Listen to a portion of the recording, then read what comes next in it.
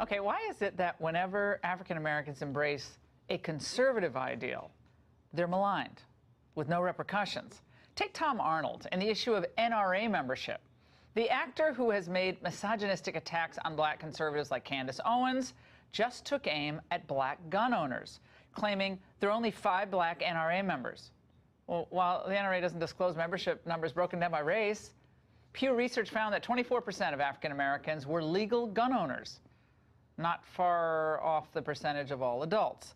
So here to debate, Horace Cooper, co-chair of Project 21, and Democratic analyst Jonathan Harris. All right, Jonathan, whether it's supporting guns or supporting Donald Trump, right, it seems like the impulse, it's a reflex on the left, is to say, oh, how pathetic, how silly, you call you an Uncle Tom, or just plain stupid. What's going on there? Right. I think it's just generally because overall, you know, the GOP hasn't been super friendly to African Americans, so it's kind of silly when you embrace policies from the GOP since they're not really working for you. But the Second Amendment is not a GOP policy. That's the Constitution. No, certainly not. But I was surprised that he thought the number was that high in terms of NRA members. No, I'm kidding. No, but they own guns, of course. But I mean, I think he was saying specifically NRA membership, and he's joking. I think he's kidding. But I think he's trying to make a broader point that the NRA doesn't necessarily, that's not their target demo, is you know, African Americans. And I don't think the GOP's target demo is African Americans either. I thought the NRA was all about making, you know, money. It's like raising money, making money.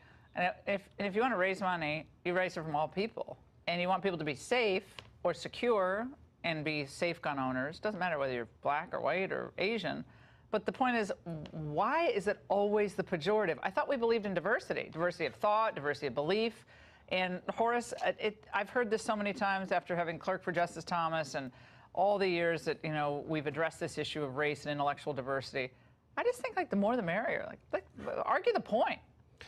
Tom Arnold lives in a little bubble, and in that little special bubble, there is no possibility of any knowledge of experience that's different from that. If I lived in the darkest blue parts of the country, I probably, too, would have this attitude. I grew up in Texas, and it was not unusual. It was actually the opposite to be, it would be thought of as unusual if people I knew, black, white, or brown, weren't interested in firearms. I joined the NRA at one point. I know many people who have. And in fact, in our history as black Americans, the NRA as a civil rights organization has played critical roles.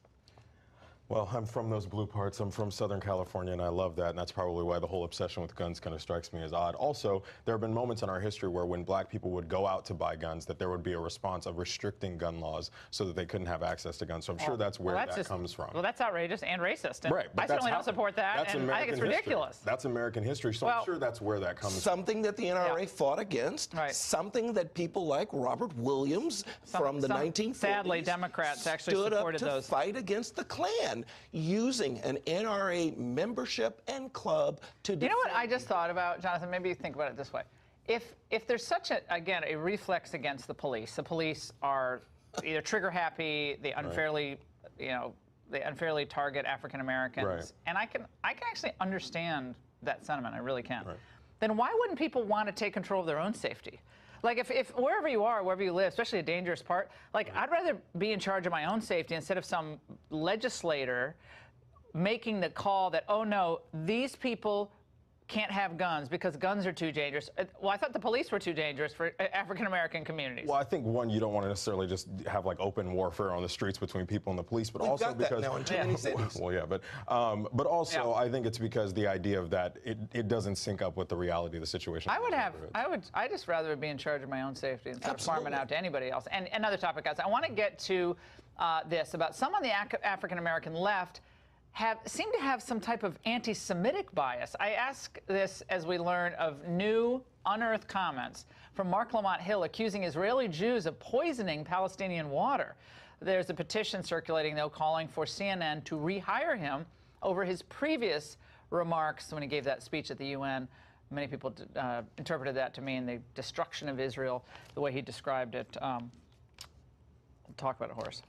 So one of the saddest things about this is not just that this individual's comments were hateful, they were vicious and nasty, is the historic record of Jewish Americans working to make it possible for black Americans to achieve the civil rights efforts. The NAACP was founded with generous support from Jewish Americans. Even groups like the United Negro College Fund has received. The record of Jewish Americans working for and advancing the interests of Black America makes it really, really hurtful to hear the kinds of comments like these that we continue to see. Jonathan, do you think Mark Lamont Hill was fired inappropriately or improperly? It was inappropriate. I don't know how on earth you hear River to the Sea, and his entire speech was about human rights and treating Palestinians with respect. These are Palestinians and Israel are poisoning the water of Palestinians? No, I don't know what he was talking about there, but they're literally, Palestinians in Israel are legally second-class citizens. He was talking about